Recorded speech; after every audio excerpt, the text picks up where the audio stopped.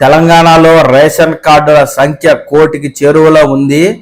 ప్రభుత్వం ప్రవేశపెట్టే పథకాలకు రేషన్ కార్డును ప్రామాణికంగా తీసుకోవడంతో పేద మధ్యతరగతి కుటుంబాలతో పాటు ఉన్నత కుటుంబాల వారు రేషన్ కార్డులు పొందేందుకు పైరవీలు చేస్తూ ఉన్నారు.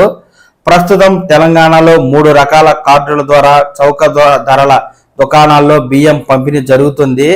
రాష్ట్రంలో 17,256 రేషన్ దుకాణాల ద్వారా 91,19,268 కార్డులకు బియ్యం నెలవారీ యూనిట్గా 6 కిలోల చొప్పున ఉచితంగా అందజేస్తూ ఉన్నారు.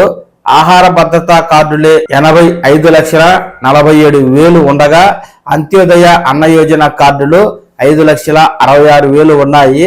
అతి తక్కువగా 5,390 అన్నపూర్ణ కార్డులు ఉన్నాయి. గత బీఆర్ఎస్ ప్రభుత్వం 10 ఏళ్లు పరిపాలించిన కొత్త రేషన్ కార్డులు మంజూరు చేయలేదు.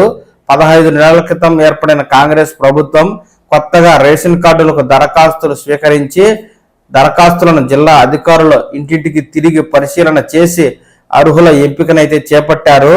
5-6 రోజుల్లో ఆ ప్రక్రియ కూడా పూర్తవుతుంది.